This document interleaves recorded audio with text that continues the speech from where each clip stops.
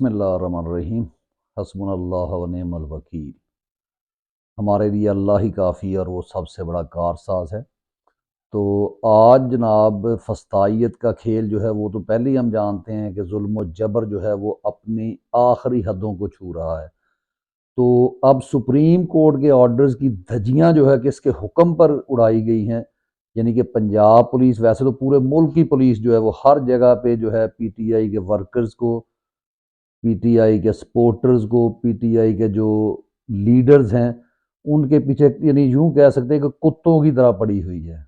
लेकिन अब ये है, और यहाँ पे सबसे बड़ी बात ये है कि सुप्रीम कोर्ट के अहकामात की धज्जियां उड़ाई जा रही हैं। यानी उधर आप एक नई चीज़, आपने नई इख्तरा सुनी होगी कि वो जैसे हम कहते हैं ना कंटेम्प्ट ऑफ कोर्ट लगती है, कि वो बल्कि हो गया कि इलेक्शन कमीशन के ऊपर जो है जनाब हमला आवर हुए हैं, इलेक्शन कमीशन की तौहीन हुई है।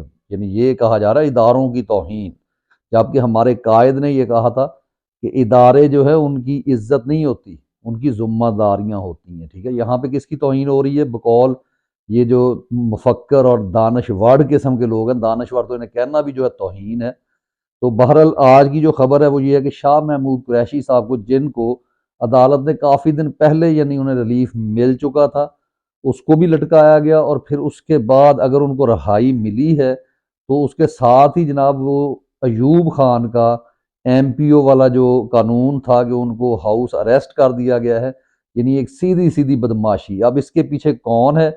यानी आप आर्मी एक्ट को जो उठाकर 1923 का जो है ईस्ट इंडिया कंपनी का, वो अगर लेके आ रहे हैं और आप ये कहेंगे पुलिस इसके पीछे है, या इसके पीछे जो है वो कह लें कि जी मरियम नवाज या नवाज शरीफ है, नहीं। ये सबको पता है कि कौन है इसके पीछे और किसके दम पर ये पुलिस इतनी उछलती है, जिसकी एसएचओ में इतनी जुर्रत नहीं होती कि वो किसी गांव के एक वडेरे से, ये वडेरा तो बहुत बड़ी बात है, एक आम चौधरी के साथ जो है वो कॉन्फिडेंस के साथ बात करे, क्योंकि करप्शन इनके चेहरों से झलकती है। और ये जी हजूरी के अलावा इनको गुफ्तगू करनी नहीं आती, सवाए इनके कोई बंदा इनके हत्थे ना चढ़ जाए किसी ऐसे केस में। अदरवाइज किसी साफ शफाफ बंदे को हाथ लगाना, इनको लाले पड़ जाते हैं इस चीज से। ठीक है, इनको ये कर्ज कौन दे रहा है? और जो आज शाह महमूद कुरैशी साहब के साथ हुआ वो आपने फुटेज देखी होगी, जितनी तजलील की गई, यानी इतने जेरत किस्म के सियासतदान जिन्होंने कभी शिद्दत की सियासत पे यकीन ही नहीं रखा, और उनकी गुफ्तगू इतनी प्यारी होती है। उर्दू जो, अगर मैं यूं कहूं कि उर्दू लैंग्वेज का सबसे अच्छा इस्तेमाल वो करते हैं, और उनका वो लहजा, उनकी गुफ्तगू, उनकी जो अपनी औलाद की उन्होंने तरबियत की। और यहाँ पे ये लौंडे लपाड़े जो हैं, इन्होंने पूरा, यानी जब कोई इनको पॉइंट नहीं मिलता था तो वो कहता था पीटीआई के साथ जनाब ये फ्यूडल लोग भी तो मौजूद है, बाकी पार्टीज के साथ आपको नजर नहीं आते। और ये फ्यूडल लोग, जरूरी नहीं होता कि फ्यूडल लोग जो होते हैं वो करप्ट होते हैं। फ्यूडल लोग जो है वो अपनी आवाम को जब यानी कि फैसिलिटेट करते हैं, उनको उनके राइट्स देते हैं, तो लोग उनकी इज्जत करते हैं। जैसे शाह साहब की इज्जत उनके वहां पे जो गद्दी नशीन है यहाँ पर, वहां के लोग जिस तरह से उनकी इज्जत करते हैं, ये उनको लिए इंसाफ लेके आते हैं। ये वहां कत्लो गारत नहीं करवाते। ये आपके वो जो आबद बॉक्सर की तरह, जैसे उसने बंदे मरवाए शहबाज शरीफ के नाम पे और राव अनवार के नाम पे जो बंदे मरवाए हैं, वो रियासत को नजर नहीं आते। लेकिन रियासत को जनाब ये शरीफ लोग, जिनके ना मिलिटेंट ग्रुप हैं, ना ये उस पे ऊपर, यानी कह लें कि उनकी सोच है कि ऐसे ग्रुप्स होने चाहिए, वो सिर्फ एक आइन के तहत रहकर, इन अदालतों का सामना करके, इन जेलों में रहकर इस फस्तायत के खेल को रोकना चाहते हैं और अपने मुल्क की हकीकी आज़ादी चाहते हैं। जो कि सीधी सीधी बात है कि हमने हकीकी आज़ादी उस रियासत से लेनी है जो कि रियासत नहीं है, सिर्फ एक अदारा भी नहीं है, सिर्फ डिपार्टमेंट है और अपने आप को रियासत का नाम देता है। ठीक हो गया। तो यहां पर जो शाह महमूद कुरैशी के साथ जिस यानी कि एक तो एमपीओ इंट्रोड्यूस करवाया गया उसी पिछली रात, और उनको यानी हाउस अरेस्ट कर दिया गया, और अब पुलिस ने यानी आगे वो जिस तरह से उन्हें खींचा, जो उनकी तजलील की, ह्यूमिलिएशन की, इंसल्ट की। तो ये पुलिस वालों को याद रखना चाहिए कि पुलिस वाले नहीं, उनके पीछे जो हैंडलर्स हैं, कि वक्त बदलेगा, वक्त बदलता है, वक्त एक सा नहीं रहता। और ये अब कौम नहीं है, आपने अपनी तरफ से ड्रामा किया कि इमरान खान को हम इस तरह खींच के ले गए, इनको। लोगों में शदीद गुस्सा आपके खिलाफ है, शदीद नफरत है आपके खिलाफ। आपको किसी सूरत एक्सेप्ट नहीं करने वाले ये लोग। और आप जो मर्जी कर लें, जैसी मर्जी हुकूमत लें, जो मर्जी तजर्बागाह आपने इस मुल्क को बनाया, बनाते रहें, लेकिन आपकी हुकूमत खा वो नवाज शरीफ को ले आए, खा यहाँ से जनाब धुला, और वो इंजीनियर मिर्जा की जो बात है कि आप खाना काबा की छतों से लटक के को ले आए ना कि हम बहुत ये ऑनेस्ट पर्सन लेके आ रहे हैं, लोग तब भी आपकी बात पर यकीन नहीं करेंगे। तो बहरहाल एक ऐसे शख्स के साथ जो पीपल्स पार्टी में भी रहे और वहां पे भी असूलों की सियासत की, ये नहीं कहा किया कि जो उन्होंने कह दिया आंखें बंद करके उन्होंने कर लिया। और इधर इमरान खान के साथ भी उन्होंने असूलों की सियासत, शिद्दत पसंद, आजाद खारजा पॉलिसी, और जिस यानी कि ये साइफर को छुपाना चाहते थे मुल्क के सबसे बड़े यानी वजीर आजम से, उसको भी उन्होंने अपनी ड्यूटी निभाते हुए उन तक पहुंचाया। और आगे इमरान खान साहब ने अपनी ड्यूटी निभाते हुए अपनी कौम को उस बारे में बताया कि आपकी लिए कैसी जुबान इस्तेमाल करते हैं। और जुबान का तो इंटरसेप्ट ने बताया कि आप वो कि जनाब जो आर्मी चीफ है उसको डॉगी कहकर ये बुलाते हैं। लेकिन बहरहाल ये बहुत अफसोसनाक खबर है जो उनके साथ हुआ, और फुटेजेस आपने देख ली होंगी। और उसके बाद जो है इमरान खान के लिए जो एक वारदात डाली गई थी जनाब, वो जज दिलावर जो है वो जो काम करके गए हैं, और उसके बाद मियां आमिर फारूक साहब उसको केस को जितना लटकाते रहे ताकि उसको जितना ज्यादा यानी इमरान खान को इलेक्शन से दूर रखा जाए। और आखिर में वो शिक छोड़ गए कि वो केस को तो वो कल अदम करार दे दिया उन सजा को, लेकिन उसमें एक शिक छोड़ दी है कि इमरान खान की नाअहली। उसके ऊपर आज जो है सुप्रीम कोर्ट में जो है वो वकला गए हैं, उन्होंने जाके वहां कोशिश की है कि आज जो है उनकी दरख्वास्त सुनी जाए। लेकिन जो है अदालत ने ये कहा है कि नहीं, इसमें कुछ वो लगा के जो पहले जैसे लगाए गए थे आप भी कोई कल को हम रखते हैं जी, कल को हम इसको फिक्स करते हैं, देखते हैं कल के दिन ये क्या करते हैं। लेकिन ये डिले करना डिलेइंग टैक्टिक्स है कि जितना ज्यादा डिले हो सकता है। फिर मुझे लगता है वो जिस तरह कहते हैं हजरत ईसा का इतना इंतजार नहीं जितना इनको काजी ईसा का होता है। तो अब काजी ईसा साहब जो है वो बाहर से क्या लेके आ रहे हैं, अगर तो सुनने में आया कि उनको कोई मेंटल हेल्थ का कोई प्रॉब्लम है, तो हो सकता है अल्लाह करे कि उनकी मेंटल हेल्थ इस हद तक बेहतर हो जाए कि वो मुहिब्बे वतन पाकिस्तानियों को गद्दार जो डिक्लेयर कर रहे हैं उनके गिरेबानों पर हाथ डालें। लेकिन यहाँ पर तो जनाब ये हो रहा है वो कोर्ट ऑफ कंटेम्प्ट के लिए गए हैं कि इस पे कि आपके खिलाफ गए हैं इस दरखास्त को सुनने, तो वो सुप्रीम कोर्ट जो है वो नहीं सुनी आज उसने, लेकिन कल उम्मीद हम अभी भी रखते हैं, उम्मीद रखनी चाहिए।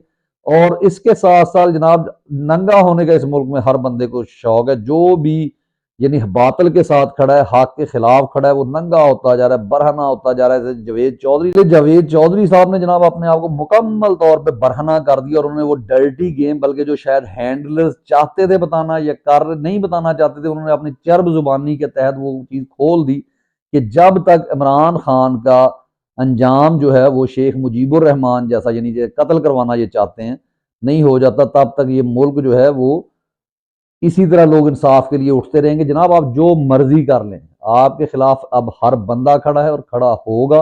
और आप कि मैं आपको जावेद चौधरी साहब का आप 0 पॉइंट पढ़ा करते थे, हम भी इनको समझते थे कि बड़ा लिखते हैं और उस वक्त इनकी मुझे तो जो है ना वो क्या कहते हैं जिसको हम हिपोक्रेसी जो है वाजे हो गई थी। इन्होंने एक कॉलम लिखा था, क्योंकि ये पता नहीं कौन सी गुज्जर फैमिली से ये ताल्लुक रखते हैं, गुजरों में ऐसे लोग हमने कभी नहीं देखे।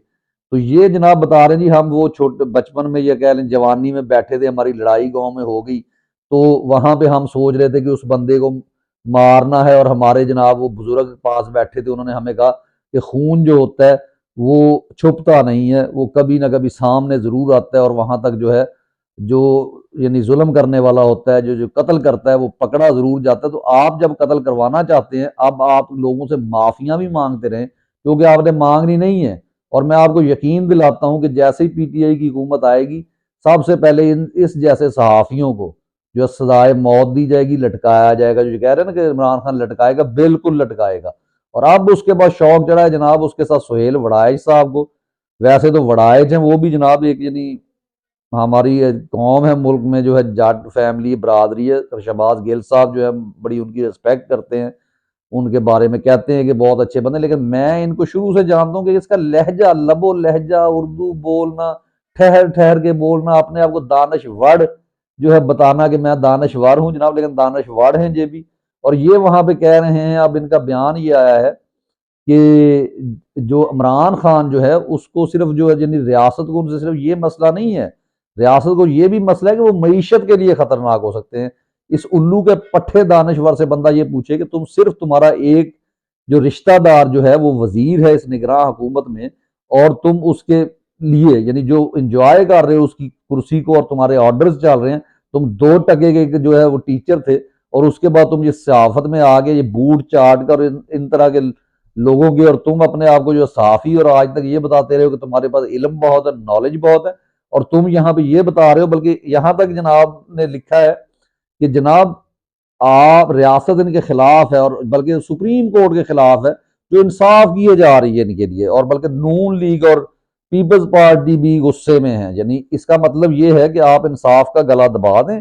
आप नून लीग के भगौड़ों को, जिन्होंने मुल्क लूटा, जिन्होंने अपने पैसे बाहर के बैंकों में ले गए, मनी लॉन्ड्रिंग की, अपने बच्चों के लिए जिए, और दूसरा शख्स जिसने अपनी बीवी का कत्ल भी, उसके ऊपर लोग बात करते हैं, और उसका बेटा जो इस काबिल नहीं है कि इस मुल्क का वजीर आजम बने, लेकिन कोई ऐसा भी नहीं कि नहीं हो सकता। हमारे पास माशाल्लाह ऐसी रियासत, जिसको ये कह रहे हैं इनके खिलाफ, वड़ाई साहब के मुताबिक रियासत सिर्फ पाकिस्तानी फौज है, उसके अलावा कोई रियासत नहीं। हालांकि इनको ये पता होना चाहिए, जमहूरियत के अलंबरदार बने फिरते थे, कि रियासत में जो है वो सिविल सोसाइटीज आती हैं, रियासत में जो है वो और मशीनरीज आती हैं, रियासत के अंदर अदलिया आती है, रियासत के अंदर दूसरे इदारे आते हैं, ब्यूरोक्रेसी आती है, रियासत में टीचर्स भी आते हैं। ठीक है, रियासत में जो सिविल सोसाइटी है उसका एक बहुत बड़ा रोल होता है, और फौज का रोल तो बहुत बाद में कहीं जाके होता है, कि आप उसको रियासत बना रहे हैं, वो तो दिफा का काम करेगी, बस उसका जो है एक हिस्सा होता है उनका एक हद तक।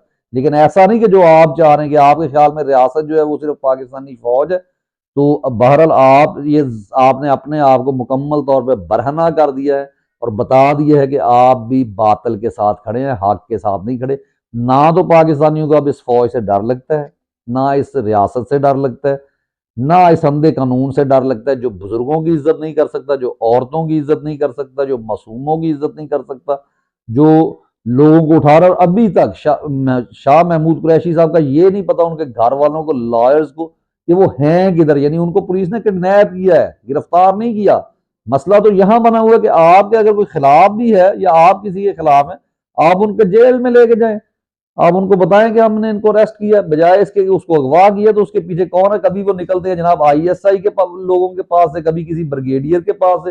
वो लोग अच्छे हैं कि नाम भी बेचारे दब के लेते हैं, इनसे डरते हैं। इनसे क्यों डरना है? बगैर मुझसे कुछ सुनते हैं, यानी मैं गाली नहीं देना चाहता, हम सिर्फ अपने अल्लाह ताला से डरते हैं, हम सिर्फ अल्लाह की हाकमियत कायम करना चाहते हैं।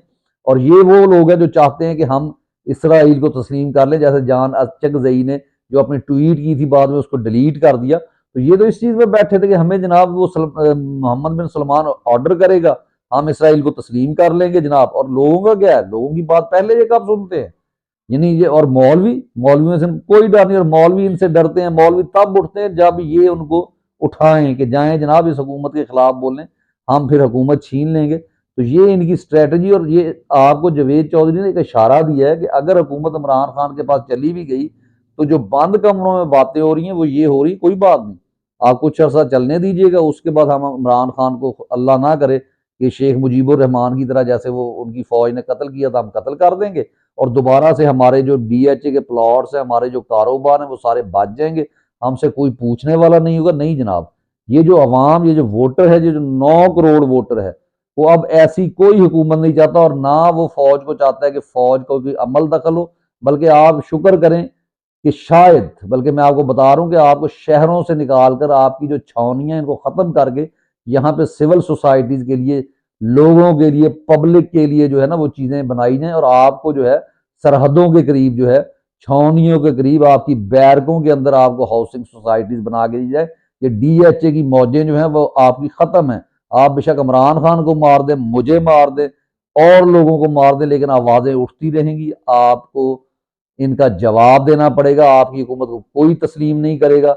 और ये हिस्ट्री जो है वो अब वो नहीं है कि लोगों तक पहुंच नहीं रही, हर एक चीज लोगों तक पहुंच रही है।